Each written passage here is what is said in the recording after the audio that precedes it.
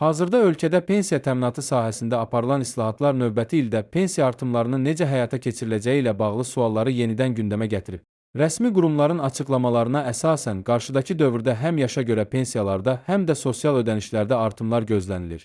Bu artımların əsas məqsədi isə pensiyaçıların sosial rifahını yaxşılaşdırmaq, inflyasiyanın təsirlərini minimuma endirmək və gəlir bərabərliyini qorumaqdır. Pensiya artımının hesablanması bir neçə mühüm amilə əsaslanır. İlk növbədə ölkədə illik orta əmək haqqı artımı nəzərə alınır.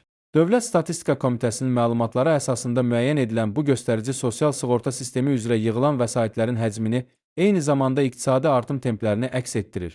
Orta əmək haqqının yüksəlməsi pensiya kapitalına birbaşa təsir etdiyi üçün növbəti ildə pensiyalarda avtomatik indeksasiya həyata keçirilir. Hesablamaya təsir edən digər vacib amil illik inflyasiya göstəricisidir.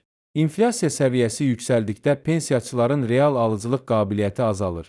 Bu səbəbdən pensiya artımlarında inflyasiya rəqəmi əsas baza kimi götürülür və artım məbləği minimum həmin göstəricidən geri qalmamalıdır. Məqsəd pensiyaçıların gündəlik xərclərini qarşılaya bilməsi və yaşayış səviyyəsinin qorunmasıdır.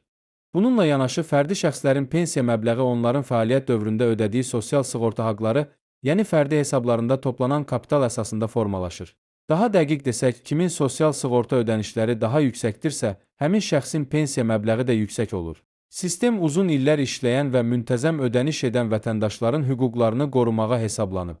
Eyni zamanda hökumətin sosial siyasətinə uyğun olaraq müəyyən kateqoriyalar üzrə, o cümlədən əlilliyi olan şəxslər, şəhid ailələri və sosial həssas qruplar üçün xüsusi artımların tətbiqi də nəzərdən keçirilir.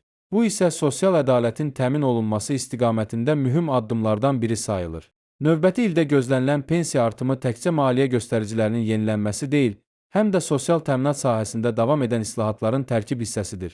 Ekspertlər hesab edir ki, indeksasiya mexanizminin gücləndirilməsi, şəffaflığın artırılması və rəqəmsal pensiya xidmətləri bu sahədə daha dayanıqlı idarə etməyə imkan verəcək. Beləliklə, pensiya artımı həm iqtisadi reallıqlara, həm də sosial siyasətin prioritetlərinə əsaslanaraq formalaşdırılır. Gözləntilər onu göstərir ki, növbəti ildə pensiyaçılar əvvəlki illərlə müqayisədə daha sabit və proqnozlaşdırıla bilən artımla üzləşəcəklər.